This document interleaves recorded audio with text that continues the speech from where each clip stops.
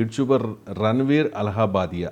అంటే సుప్రీంకోర్టు కూడా చాలా ఘాటుగా వ్యాఖ్యానించింది సార్.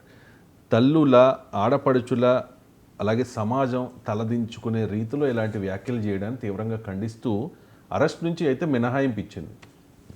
యూట్యూబర్స్ అది రీసెంట్గా అవునండి చాలామంది ఆవేదన కూడా సార్. జస్ట్ నో మనం ఈ ప్రోగ్రామ్ స్టార్ట్ చేసే ముందు కూడా రేవంత్ రెడ్డి గారు ఒక కార్యక్రమంలో మాట్లాడుతూ ఈ సోషల్ మీడియాని కంట్రోల్ చేయాల్సిన అవసరం ఉంది అని చెప్పి ఆయన మాట్లాడారు.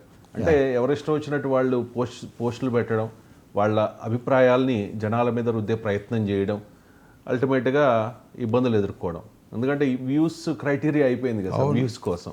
సో బహుశా ఈ యూట్యూబర్ కూడా అలాంటి అందుకే కామెంట్ చేసి ఉండవచ్చు బహుశా, బట్ అది బూమ్రాంగ్ అయింది. ఇప్పుడు సోషల్ మీడియా అనేది ఒక ప్రజాస్వామికంగా ఉండాలి, కొంతమంది చేతుల్లో మీడియా ఉన్న పరిస్థితి కాకుండా అందరికీ అందుబాటులోకి రావాలి అని.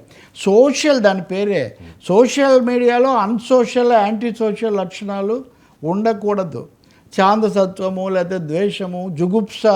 అసలు ఇప్పుడు కనుక చూస్తే రవిశంకర్, నేను ఒక 100 చూపిస్తా, 100లో కూడా అమ్మాయిలు వీడియోలు ఇవే తతంగాలు. ఇప్పుడు మీరు యూట్యూబర్ రణ్బీర్ అలీబాబా అనుకుంటా, అలహాబాదియా రణ్బీర్ అలహాబాదియా, ఈయన ఏమన్నాడు, చాలా అసహ్యకరంగా మాట్లాడాడు. అసహ్యకరం అంటే ఏంటి?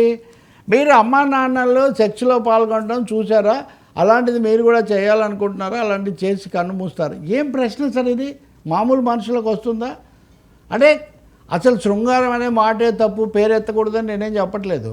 కానీ శృంగారంగానే కాలకృత్యాలు కానీ వ్యక్తులు ప్రైవేట్గా చూసుకుంటారు. మీకు వాటినే రోజు మాట్లాడరు, రోజు ఎక్కడికి వెళ్తారు ఏంటి అవన్నీ చర్చించారు. వీడు పెద్ద ప్యానల్లో కూర్చొని 5గురు ఉన్నప్పుడు చిన్నపిల్లలను ఉద్దేశించి ఈ ప్రశ్న వేయడం అంటే ఎంత జుగుప్సాగరం, పెర్వర్షన్ అంటారు దీన్ని.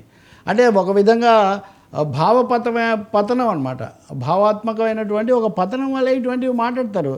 ఇందులో నాగరికత, సభ్యత ఒకటే, సభ్యత కొలబద్దు ఒకటే రవి. ఏవైతే మనం ఇంట్లో కూర్చొని పరస్పరం మాట్లాడుకుంటామో అందరి సమక్షంలో, అలా కానివి మీడియాలో మాట్లాడతాము, సభల్లో మాట్లాడతామంటే వాళ్ళది కుసంస్కారం, అసభ్యత అవుతుంది. తప్పకుండా ఈ రణ్బీర్ అలీబాబా ఈయన అలహాబాదియా మాట్లాడిన దాన్ని అందరూ కూడా అసహించుకున్నారు, ఖండించారు, దాని మీద కేసు పెట్టారు. పెట్టిన తర్వాత సుప్రీంకోర్టు చేసిందంతా ఏంటంటే అరెస్ట్ చేయకండి, విచారించండి, కానీ మీరు కూడా బాధ్యతగా వ్యవహరించండి అన్నటువంటి మాట అతనికి చాలా తీవ్రమైన మాట కూడా చెప్పింది. ఈ భాష ఏంటి, ఇలా మాట్లాడవచ్చా అని. తప్పకుండా ఇది ఒక హెచ్చరికగా తీసుకోవాలి. అలాగే వాడన్నాడని వీళ్ళు అన్నారని వాళ్ళు రెచ్చిపోయి చేస్తున్నటువంటి వ్యవహారం, అలాగే వాదనల్లో తిడుతున్న తీరు చాలా జుగుప్స కలిగిస్తుంది. ఇది ఒక హెచ్చరిక, ఇది ఒక కనువిప్పులాగా ఉండాల్సిన అవసరం మట్టుకుంది. కానీ మీరు సోషల్ మీడియా అన్నట్టుగా కొంతమంది ఇలా చేస్తున్నారు కాబట్టి, చాలామంది ఇలా చేస్తున్నారు కాబట్టి సోషల్ మీడియాకి సంఖ్యలు వేస్తాము అంటే అది కూడా పొరపాటే. అది తప్పు వేరు. ఇది పురిట్లో బిడ్డతో పాటు నీళ్ళను కూడా పారేయడం అని, బిడ్డను కాబట్టి నీళ్ళు వదిలేస్తారు. సో మనము సోషల్ మీడియాను కాపాడుకోవాలి. సోషల్ మీడియాలో వస్తున్న వికృత లక్షణాలను ఫిల్టర్ చేయడమే కష్టం. అదే చేయాలి. అది చేయడానికి మరిన్ని పద్ధతులు మనం చూసుకోవాలి. మరీ ముఖ్యమైనది బహిష్కరించాలి. వ్యూయర్స్ అనేవాళ్ళు మేము ఇలాంటి వాటిని ఏమాత్రం ఆదరించాం.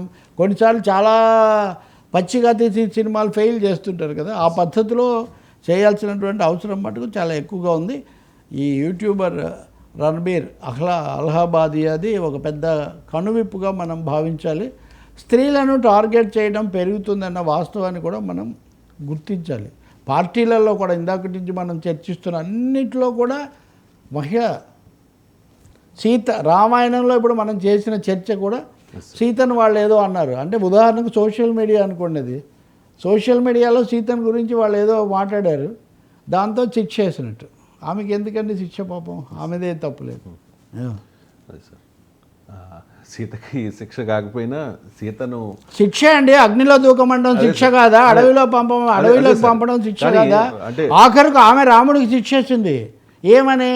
నేనే గనక పవిత్రురాలనైతే నా తల్లి భూదేవి నన్ను తీసుకొని పోవు గాక అని రాముడి ఒండిలోకి రాలేదు. మీరు గుర్తించండి సార్, హయ్యెస్ట్ శిక్ష సీత వేసింది. Sita is first rebel women, మొదటి తిరుగుబాటుదారు, విప్లవకారిని అని చెప్పాలి ఆమె. నిజంగానే మీరు రామాయణ దాంట్లో లవకుశలో చూసినా లేదా బాపు తీసిన దాంట్లో చూసినా భూదేవి అంటే భూమి, చెట్లు, నీళ్లు ఇవన్నీ కూడా స్త్రీ రూపానికి ప్రతిరూపాలండి. ప్రకృతి స్త్రీత్వం అంత తిరుగుబాటు చేసింది. భూదేవి వచ్చి ఆమెను తీసుకుపోయింది. సో మీరు చాలా అసభ్యంగా, బాధ్యతారహితంగా, అమానుషంగా ఈమెను ఇలా చేశారు కాబట్టి నేను నా బిడ్డను తీసుకుపోతున్నానని చెప్పింది. కానీ భూమి అమ్మ రాముడి దగ్గరికి వెళ్ళి మళ్ళీ సింహాసనం మీద కూర్చోమని మీరు మళ్ళీ ఆ ఫోటో చూడరు.